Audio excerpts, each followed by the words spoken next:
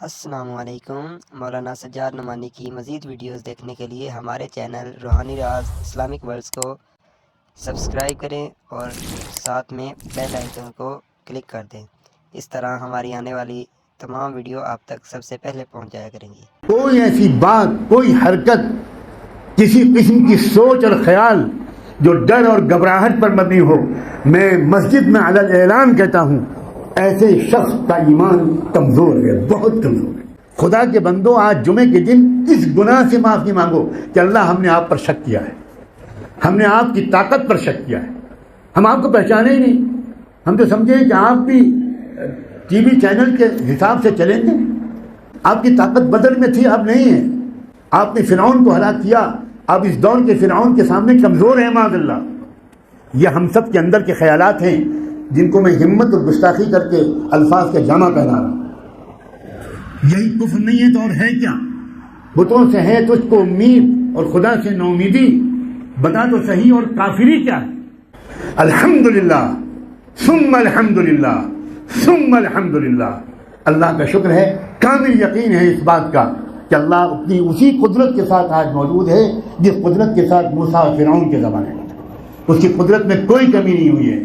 الحمدللہ وکفی وسلام علی عبادہ الذین اصطفی، اما بعد، اعوذ باللہ من الشیطان الرجیم، بسم اللہ الرحمن الرحیم، الیس اللہ بکاف عبدہ، وقال تعالى يا أيها الذين آمنوا اصبروا وصابروا ورابطوا واتقوا الله لعلكم تفلحون، وقال الله تعالى فيما رواه عنه نبيه المصطفى صلى الله عليه وآله وسلم أنا عند ظن عبدي بي، سبحان ربك رب العزة عما يصفون وسلام على المرسلين والحمد لله رب العالمين، اللهم صل على سيدنا محمد وعلى آل سيدنا محمد وبارك وسلم۔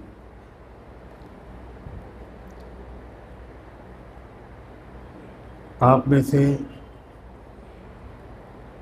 جن حضرات نے حج یا عمرہ کیا ہوگا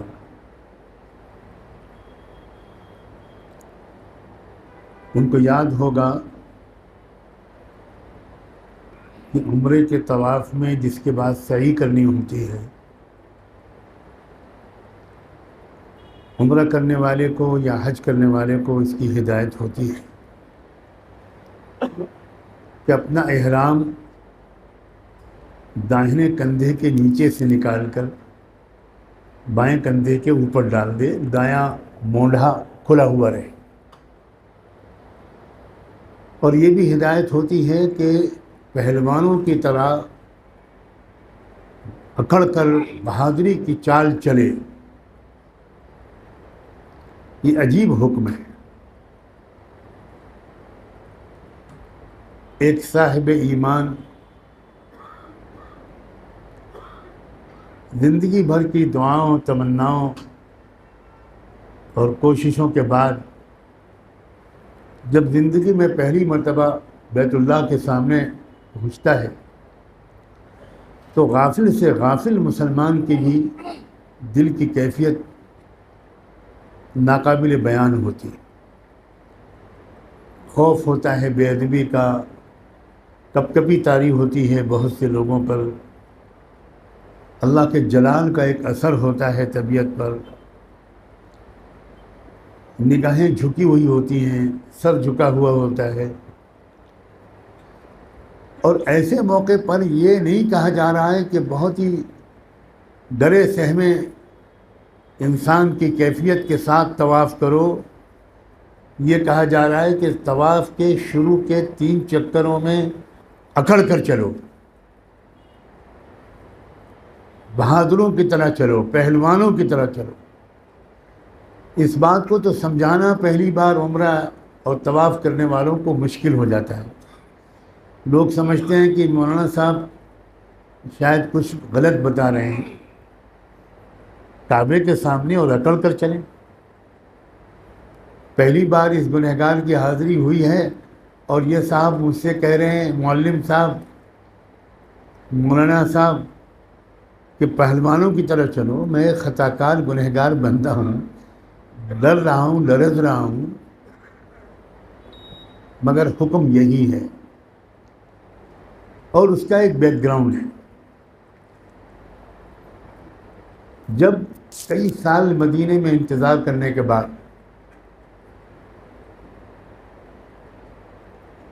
سن 7 ہجری میں رحمت دو عالم صلی اللہ علیہ وآلہ وسلم عمرہ کرنے کے لیے تشریف لے گئے صحابہ کو لے کر. یہ عمرہ قضا کہلاتا ہے. پچھلے سال سن 6 ہجری میں مکے کے مشرکوں کافروں نے مکے میں داخل نہیں ہونے دیا تھا، اور اس معاہدے کے تحت واپس کر دیا تھا رسول اللہ کو اور صحابہ کو کہ اس بار آپ نہیں آئیں، اس بار ہم آپ کو مکے میں داخل نہیں ہونے دیں. اس کے پیچھے ایک بڑی سیاسی وجہ تھی. انہوں نے کہا کہ اب اگلے سال آئیے، ہم آپ کو اگلے سال آنے کی اجازت دیتے ہیں، اس سال آپ نہیں آئیں. کیا فرق ہے اس سال میں اور اگلے سال میں؟ فرق یہ ہے کہ مکے والوں کو یہ لگا کہ ہماری اتھارٹی کو چیلنج کیا ہے، یہ ہم سے ویزا لیے بغیر، اجازت لیے بغیر آ رہے ہیں. تو اس کا مطلب یہ ہوا کہ مکے پر ہماری حکومت کو یہ تسلیم نہیں کر رہے ہیں، ہم نہیں آنے دیں گے. اللہ کے رسول صلی اللہ علیہ وآلہ وسلم نے اللہ کے ہدایت کے مطابق مان لی بات ان کی اور واپس مدینہ تشریف لے گئے. بہت مشکل تھا یہ اس کو ماننا، لیکن اللہ اور اس کے رسول کی نظر وہاں تک دیکھتی ہے جہاں عام آدمی کی نظر نہیں جاتی. کیونکہ جو معاہدہ ہوا تھا صلح حدیبیہ کا، اس کی ایک شرط یہ تھی کہ مکے سے کوئی آدمی اگر مدینے جائے گا اسلام لا کر تو آپ مدینے میں اس کو نہیں روک سکتے، وہ واپس آئے گا، آپ کو ہمیں اس کو ہمارے حوالے کرنا ہی پڑے گا. اور مدینے سے مکے اگر کوئی ایمان والا آیا تو ہم اس کو نہیں جانے دیں گے. بالکل الٹی شرط. عام آدمی کہتا ہے یہ کیا بات ہو گئی؟ مگر میں پھر عرض کر رہا ہوں، یاد دلا رہا ہوں کہ اللہ اور اس کے رسول کی نظر وہاں جاتی ہے جہاں عام لوگوں کی نظر نہیں جا سکتی. حضور نے سوچا کہ ہمارا بندہ مدینے کا تربیت یافتہ پکا مومن جب مکے جائے گا اور آپ کہہ رہے ہیں کہ اس کو ہم وہاں روک لیں گے تو انشاءاللہ وہ اسلام اور ایمان کی خوشبو پھیلائے گا، وہ آپ کے کفر و شرک سے متاثر ہونے والا نہیں ہے، اس لیے کہ وہ تربیت پا چکا ہے رسول اللہ کا. بہت اچھی بات ہے، ہمارا آدمی آپ روک لیجئے، بہت بہت شکریہ. اور آپ کا آدمی جو ہمارے یہاں آئے گا اس کو آپ کہہ رہے ہیں کہ ہم نہیں روک سکتے، وہ واپس جا کر رہے گا. تو عطار کی دکان پر کوئی اگر جاتا ہے تو عطر نہ بھی خریدے، خوشبو لے کر واپس آتا ہے. تو آپ کا آدمی جو مدینے آئے گا وہ مدینے والوں کے اخلاق سے، ان کی سخاوت، ان کی ہمدردی، ان کا باہمی تعلق و پیار، ان کی صفائی ستھرائی اور ان کے زندگی کے سلیقے سے متاثر ہو کر ہی آئے گا. تو ہمارا ہی نمائندہ بن کر وہ آپ کے پاس واپس جائے گا.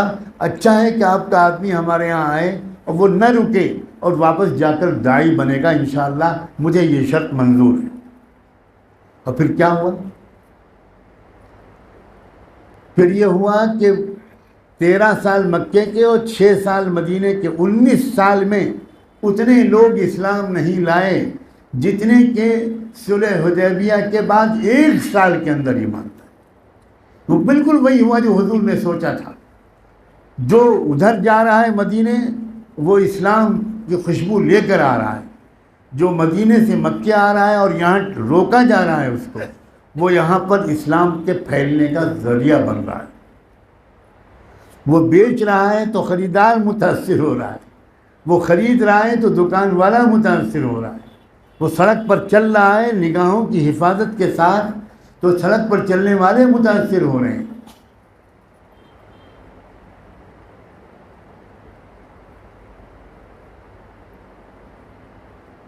یہ جو طواف کے موقع پر یہ جو حکم دیا تھا حضور نے، اس کے پیچھے ایک راز تھا.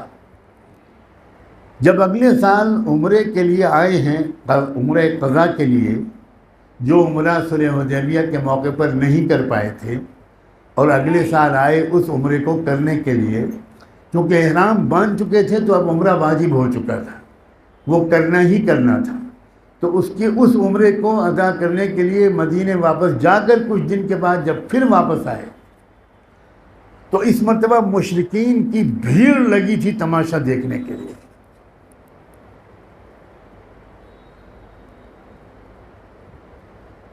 صحابہ کرام ان مجاہدوں سے جو گزر رہے تھے، مسلسل کبھی بدر، کبھی احد، کبھی حنین، کبھی جنگ خندق اور احزاب، یہ سب سن 2 ہجری میں، سن 5 ہجری میں سب ہو چکے تھے. اتنے مجاہدے تھے کہ صحابہ تھوڑے سے دبلے ہو گئے تھے.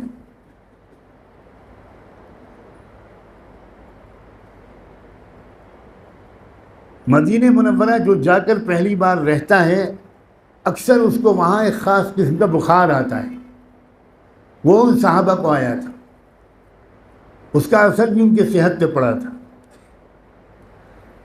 حکمت دیکھیے اپنے قائد محمد الرسول اللہ کی، جو حضور نے فرمایا کہ اس وقت جب تم اترو گے پہلی بار مسجد حرام میں تو اس وقت ذرا اکڑ کر چلنا، بہادروں کی طرح، پہلوانوں کی طرح. یہ ہوتا ہے امپریشن. سامنے والوں پر تمہاری کمزوری کا امپریشن نہیں پڑنا چاہیے، سامنے والوں پر تمہارا امپریشن ہمت کا، بہادری کا، مضبوطی کا، استحکام کا ہونا چاہیے، حوصلے کا ہونا چاہیے. ڈر، خوف، مایوسی، گھبراہٹ، اس قسم کا کوئی امپریشن کسی مسلمان کی زبان سے نکلنے والے کسی جملے سے، اس کے کسی قدم سے، اس کی باڈی سے، اس کی فزیکل ایکٹیویٹی سے، اس کی باڈی لینگویج سے کبھی سامنے والوں کے سامنے نہیں جانا چاہیے. قربان جائیں رسول اللہ کی حکمت پر. آپ سوچیں ذرا، کعبے کے سامنے جہاں آدمی نگاہ اٹھا کر دیکھ نہیں پاتا، وہاں کہاں جا رہا ہے؟ عام حالات میں سوچئے ذرا، اس سے ہمیں کیا سبق لینا چاہیے؟ کسی قیمت پر ہماری طرف سے کوئی ایسی بات، کوئی حرکت، کسی قسم کی سوچ اور خیال جو ڈر اور گھبراہٹ پر مبنی ہو، میں مسجد میں علی الاعلان کہتا ہوں ایسے شخص کا ایمان کمزور ہے، بہت کمزور ہے. کچھ خبر نہیں کہ موت اس کی آئے گی تو ایمان کی حالت میں آئے گی کہ کفر کی حالت میں آئے گی. ہر قیمت پر، چاہے جتنے مضبوط چیلنج ہوں، ہماری طرف سے بات عقل مندی کی تو ہونی چاہیے مگر بزدلی کی نہیں ہونی چاہیے، سمجھداری کی تو ہونی چاہیے مگر شکست خوردگی کی نہیں ہونی چاہیے، پسپائی کی نہیں ہونی چاہیے. شکایت ہے کچھ لوگوں کو اس پر کہ مسجد میں بیٹھ کر ملک کے حالات کو سدھارنے کی فکر ہو رہی. یہ بیچارے لوگ نہیں سمجھتے کہ مسجد کس چیز کا نام ہے. مسجد والوں کی ذمہ داری ہے کہ وہ مندر والوں کی عافیت اور خیریت کی بھی فکر کریں. مسجد والوں کی ذمہ داری ہے کہ وہ کسانوں کی ترقی اور بہبود کی بھی فکر کریں. مسجد والوں کی ذمہ داری ہے کہ وہ مزدوروں کے حقوق کی بھی فکر کریں. مسجد والوں کی ذمہ داری ہے کہ وہ مندر والوں کے حقوق کی بھی فکر کریں. مسجد والوں کی ذمہ داری ہے کہ وہ عورتوں کی عزت و حرمت کی حفاظت کی بھی فکر کریں. مسجد والوں اور مدرسے والوں کی ذمہ داری ہے کہ وہ دلتوں کے حقوق کی بھی فکر کریں، وہ اوبیسیز کے حقوق کی بھی فکر کریں، وہ منی پور کے عیسائیوں کی بھی فکر کریں، وہ ساؤتھ انڈیا کے لنگائز کی بھی فکر کریں. ہر انسان کی ترقی، ہر انسان کی عزت، ہر انسان کی محبت، ہر انسان کی عافیت، یہ اسلام کا لازمی حکم ہے۔ مسلمان اگر اس پر عمل نہیں کر رہے تو یہ ان کا قصور ہے، لیکن جو مسلمان اسلام کو سمجھ کر پورے اسلام پر عمل کرنا چاہتے ہیں، وہ مسجد میں بیٹھے ہوں یا آفس میں بیٹھے ہوں یا پارک میں کھڑے ہوں یا دریا کے کنارے ٹہل رہے ہوں یا اپنی ڈرائنگ روم میں بیٹھے ہوں یا کھانے کی میز پر ہوں، ان کو انسان تو انسان، ان کو جانوروں کی فلاح و بہبود کی بھی فکر کرنا اسلام کے لحاظ سے لازم ہے۔ یہ الگ بات ہے کہ ہم میں سے کچھ لوگ فیصلہ کریں کہ میٹھا میٹھا، ہپ ہپ، کڑوا کڑوا، تو اسلام کا صرف وہ حصہ ہم لے لیں گے جس سے کوئی ناراض نہیں ہوتا۔ ہم اللہ کے حکموں پر اتنی ہی عمل کریں گے جس کی اجازت ہم کو اللہ کے دشمن دے۔ یہ بھی کوئی اسلام ہے؟ یہ بھی کوئی اسلام ہے؟ جب ہمیں کمزور سمجھا جانے لگے اس وقت ہم کو اپنے آپ کو ہمت والا دکھانا، یہ عمرے کے اس حکم کا پیغام ہے۔ وہ ایک وقتی ہدایت نہیں ہے۔ جس وقت لوگ ہم کو کمزور سمجھنے لگے، لا یستخفنک الذین لا یوقنون، جس وقت لوگ ہم کو محکوم اور مظلوم اور بے بس اور بیچارہ سمجھنے لگے، جس وقت وہ ہماری حقوق اور ہماری آئیڈینٹی اور شناخت پر قبضہ کرنے کے خواب دیکھنے لگے، اس وقت جو اسلام کا تقاضا ہے وہ یہ ہے کہ ہم بلا وجہ کسی کو دشمن نہیں بنائیں گے، ہم بلا وجہ کسی سے لڑائی مول نہیں لیں گے، لیکن اپنے قانونی اور دستوری حقوق کی حفاظت پوری سمجھداری اور پوری ہمت کے ساتھ کریں۔ یہ تو اللہ تعالیٰ کا فضل ہے کہ ابھی ہمارے ملک میں ایک گنجائش باقی ہے کہ آپ خود تبدیل کر سکتے ہیں نظام کو، آپ اور ہم اور آپ حکمرانوں کو تبدیل کر سکتے ہیں، حکومت کی پالیسیوں پر اثر انداز ہو سکتے ہیں۔ یہ ابھی موقع باقی ہے۔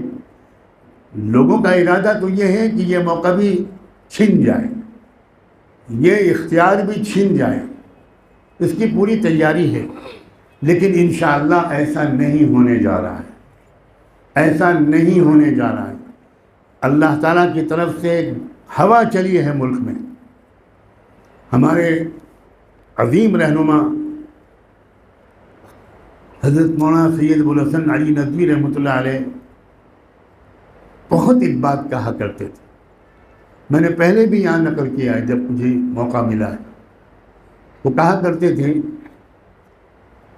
کہ اس ملک میں اسلام اور مسلمانوں کے ساتھ اللہ کا جو معاملہ ہے وہ کچھ ایسا ہے کہ جب سب راستے بند ہونے لگتے ہیں اور لگتا ہے کہ بس اب اسلام اور مسلمان یہاں نہیں رہ پائیں گے، اس وقت اچانک اللہ کی طرف سے کچھ دروازے کھل جاتے ہیں، راستے کھل جاتے ہیں۔ کوئی 1 ڈیڑھ 2 مہینے پہلے کہہ سکتا تھا کہ ملک کی جو موجودہ فضا ہے وہ آئے گی؟ کوئی سوچ سکتا تھا؟ لوگ تو 400 اور 420 کی گنتی گنا رہے تھے، اب ماشاءاللہ 150 اور 200 کے لالے پڑے ہوئے ہیں۔ تبدیلی ہوئی ہے حالات میں۔ میں 12-13 صوبوں کے دورہ کر کے یہاں آیا ہوں۔ میں ہوائی بات نہیں کر رہا ہوں، ساؤتھ انڈیا سے لے کر مشرقی ہندوستان تک، مشرقی سے لے کر وسطی تک، راجستھان، مدھیہ پردیش، بنگال، کرناٹکا، تلنگانہ، آندھرا، دلی اور خدا جانے اور کن کن صوبوں کو میں نام بھول رہا ہوں، سب جگہ ہو کر آیا ہوں۔ اور میں صرف مسلمانوں سے نہیں ملا ہوں، میں مسلمانوں کے رجحان کی بات بالکل نہیں کر رہا ہوں، میں کسانوں کے رجحان کی بات کر رہا ہوں، میں مزدوروں کے رجحان کی بات کر رہا ہوں، میں سکھوں کے رجحان کی بات کر رہا ہوں، میں OBCs کے رجحان کی بات کر رہا ہوں، میں دلتوں کے رجحان کی بات کر رہا ہوں، میں کرسچنز کے رجحان کی بات کر رہا ہوں، میں تاجروں کے رجحان کی بات کر رہا ہوں، میں راجپوتوں کے رجحان کی بات کر رہا ہوں۔ عجیب انداز سے اللہ نے حالات پلٹے ہیں، اور اسی لیے میں نے وہ آیت پڑھی تھی، علیہ اللہ بکاف عبدہ، کیا اللہ اپنے بندے کے لیے کافی نہیں ہے؟ خدا کے بندو، آج جمعے کے دن اس گناہ سے معافی مانگو کہ اللہ ہم نے آپ پر شک کیا ہے، ہم نے آپ کی طاقت پر شک کیا ہے، ہم آپ کو پہچانے ہی نہیں. ہم تو سمجھیں کہ آپ بھی ٹی وی چینل کے حساب سے چلیں گے. آپ کی طاقت بدر میں تھی، اب نہیں ہے. آپ کی طاقت حنین اور احزاب میں تھی، اب نہیں ہے. آپ کی طاقت حضرت نوح حضرت موسیٰ کے زمانے میں تھی، اب نہیں ہے. آپ نے فرعون کو ہلاک کیا، اب اس دور کے فرعون کے سامنے کمزور ہیں معاذ اللہ. یہ ہم سب کے اندر کے خیالات ہیں جن کو میں ہمت اور گستاخی کر کے الفاظ کا جامع پہنا رہا ہوں. یہی کفر نہیں ہے تو اور ہے کیا؟ بتوں سے ہے تجھ کو امید اور خدا سے نومیدی، بتا تو صحیح اور کافری کیا ہے؟ کیا مٹی کے بت کو پوجنا صرف یہ شرک ہے؟ اکثریت سے کو پوجنا، اکثریت سے ڈرنا، میڈیا سے ڈرنا، گھبرانا، یہ شرک نہیں ہے؟ انشاءاللہ صورتحال بہتر ہوگی. ہمیں اور آپ کو اپنی ذمہ داری ادا کرنی ہے. ہمیں اور آپ کو یہ تو موقع ہے کہ میں اس وقت بات کر رہا ہوں، ابھی موقع باقی ہے آپ کے سامنے، 3 دن شاید باقی ہیں ابھی. ایک ایک فرد گھر کا، ایک ایک وہ شخص جس کو اپنی رائے دینے کا حق ہے، وہ رائے جا کر دے کہ ہمیں ملک کے نظام میں بہتری چاہیے. اپنے لیے نہیں، سب کے لیے. میں بار بار اس پر زور دے رہا ہوں. لوگ اپنے اوپر ہم کو قیاس کرتے ہیں، اتنا ظلم مت کرو. تم ہوگے تنگ نظر، تم ہوگے متعصب، تم ہوگے سمپردائک سوچ کے انسان، تم ہوگے کمیونل. ہم رحمت للعالمین کی امتی ہیں. ہماری تمنا ہے کہ سب ترقی کریں. ہماری تمنا ہے کہ ہندو بھی ترقی کریں، سکھ اور عیسائی اور دلت اور اوبیسی سب ترقی کریں، کسان اور مزدور ترقی کریں. 80 کروڑ لوگوں کو مفت راشن دے کر احسان جتاتے ہو، یہ فخر کی بات ہے یا شرم کی بات ہے؟ اس کا مطلب یہ ہوا کہ 80 کروڑ لوگوں کو روزگار نہیں دیا جا سکا. وہ 5 کلو راشن پورے مہینے کیسے کھائیں گے؟ یہ کیا مذاق ہے غریبوں کے ساتھ؟ یا کیا مذاق ہے ان لوگوں کے ساتھ جو بے روزگار ہیں؟ ملک کے نظام کو بہتر بنانا، ملک میں امن اور انصاف کی صورتحال کو یقینی بنانا، یہ ہر شخص کی ذمہ داری. اور جو اللہ کے ساتھ جس قسم کا گمان کرے گا، اللہ اس کے ساتھ وہی معاملہ کرے گا. میں نے حدیث قدسی سنائی تھی شروع میں. اللہ تعالیٰ نے صاف فرمایا ہے، انا عند ظن عبدی بی. میرا بندہ مجھ سے جیسی امید کرے گا ویسے ہی معاملہ میں اس کے ساتھ کروں گا. اگر ہم یہ امید کریں گے کہ اللہ ہماری حفاظت کرے گا، اللہ ہماری مدد فرمائیں گے، اللہ تعالیٰ ہماری حفاظت پر قادر ہیں، تو اللہ تعالیٰ پھر اپنی مدد کر کے دکھائیں گے. غار ہرا میں کر کے دکھایا، غار ثور میں کر کے دکھایا، میدان جنگ میں کر کے دکھائی. اور آج بھی اللہ کی وہی قدرت موجود ہے. اور ہم یہ سوچیں گے کہ کیا ہوگا، کیسے ہوگا، اللہ تعالیٰ کیسے مدد کریں گے، حالات بہت خراب ہیں اور نہیں بولنا چاہیے اس طرح، کچھ نہیں سوچنا چاہیے. لا حول ولا قوت الا باللہ. جس دن یہ وسوسہ بھی آپ کے اس بھائی کے دل میں آئے، اللہ اس سے پہلے ایمان کے ساتھ اس بندے کو اٹھا لے. الحمدللہ ثم الحمدللہ ثم الحمدللہ. اللہ کا شکر ہے، کامل یقین ہے اس بات کا کہ اللہ اپنی اسی قدرت کے ساتھ آج موجود ہے جس قدرت کے ساتھ موسیٰ اور فرعون کے زمانے میں. اس کی قدرت میں کوئی کمی نہیں ہوئی ہے. آپ بوڑھے ہوئے ہیں، میں بوڑھا ہوا ہوں، اللہ بوڑھا نہیں ہوا. اللہ حی القیوم ہے. اللہ لا الہ الا هو الحی القیوم لا تأخذه سنة ولا نوم. اللہ تعالی ہمیں اپنے یقین کو بہتر مضبوط تر بنانے کی فکر نصیب فرمائے. ہمت الگ چیز ہے اور دہشت گردی الگ چیز. ہمت الگ چیز ہے اور پھوڑ پن الگ چیز ہے. آئین جواں مرداں حق گوئی و بے باکی. جواں مردوں کا یہ دستور ہے کہ وہ حق کہتے ہیں، حق گوئی و بے باکی. اللہ کے شعروں کو آتی نہیں روباہی۔ جو واقعی اللہ کی طاقت کو پہچانتے ہیں وہ حکمت اور عقل مندی کے ساتھ ہر مشکل سے مشکل موقع پر سچائی کی گواہی دیتے ہیں۔ ہمیں اور آپ کو اپنی طرف سے پوری کوشش کرنی چاہیے اور دعا بھی بھرپور کرنی چاہیے کہ اللہ ملک کے کمزوروں کے لیے بہتر نتائج برآمد کر سکے، خاص طور پر ملک کے کمزور طبقات کے لیے، چاہے وہ اقلیتیں ہوں چاہے دوسرے کمزور طبقات ہوں، ان سب کے لیے جو بہتر ہو، ملک کے لیے جو بہتر ہو۔ مجھے تو یہ اندیشہ ہے کہ کچھ بیرونی طاقتیں ہمارے ملک کے ٹکڑے ٹکڑے کرنا چاہتی ہیں، ہمارے ملک کے اندر پھوٹ ڈالنا چاہتی ہیں۔ ہمارے ملک میں آپسی لڑائیاں صوبوں کے درمیان سامنے نہیں آتی تھی۔ کچھ طاقتیں جن کے ایجنٹ ہمارے ملک کے اندر بھی شاید ہیں، وہ اس ملک کو توڑنا چاہتے ہیں۔ اس کی وجہ یہ ہے کہ اس ملک کی اکنامی جس رفتار سے آگے بڑھ سکتی ہے، اگر یہ ایمانداری کے ساتھ اس کی اکنامی کو آگے بڑھایا گیا تو یہ دنیا کی دوسری اور تیسری بڑی اکنامی بن سکتی ہے، یہ چیلنج کر سکتی ہے۔ میں اس وقت تفصیل میں نہیں جا سکتا۔ گجرات اور مہاراشٹر میں اس وقت لڑائی چھڑی ہوئی ہے۔ ملک کے مختلف صوبوں کے اندر اس وقت یہ احساس ہو رہا ہے کہ گجرات ہم پر قبضہ کرنا چاہ رہا ہے۔ یہ صوبائی لڑائی ہے، یہ مذہبی لڑائی نہیں ہے، یہ ذات برادری کی لڑائی نہیں ہے، یہ برہمن اور غیر برہمن کی لڑائی نہیں ہے۔ اس ملک میں کبھی یہ نہیں ہوا کہ صوبے آپس میں لڑیں۔ اب میں مہاراشٹر میں رہتا ہوں اور مراٹھا لوگوں سے میری بہت گفتگو ہوتی رہتی ہے۔ اس وقت مراٹھوں کے اندر، مہاراشٹر کے اندر اس وقت جو الیکشن کمپین چل رہا ہے وہ فلاں پارٹی کے خلاف نہیں چل رہا ہے، گجرات کے خلاف چل رہا ہے۔ آپ میں سے دو چار لوگ جانتے ہوں گے کہ بمبئی کو بڑی لمبی خونی لڑائی کے بعد گجرات سے الگ کیا گیا تھا اور مہاراشٹر میں مہاراشٹر کا حصہ بنایا گیا تھا۔ بمبئی گجرات کا حصہ تھا اور گجرات کسی قیمت پر بمبئی کو چھوڑنے کے لیے آمادہ نہیں تھا۔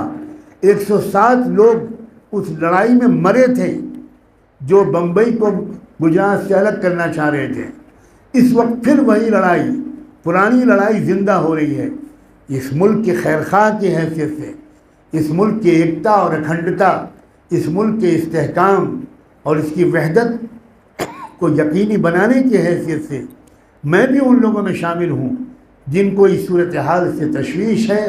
ہم چاہتے ہیں کہ پورا ملک متحد رہے، کنیا کماری سے کشمیر تک یہ ملک متحد رہے اور اس ملک کے ریسورسز، فائنینشیل بھی اور ہیومن بھی، وہ ریسورسز اس ملک کی ترقی میں استعمال ہوں۔ جانے انجانے میں کہیں ہم سے اور آپ سے چوک نہ ہو جائے۔ اللہ کرے کہ میرا پیغام آپ کی کانوں سے اتر کر آپ کے دل دماغ تک پہنچ گیا۔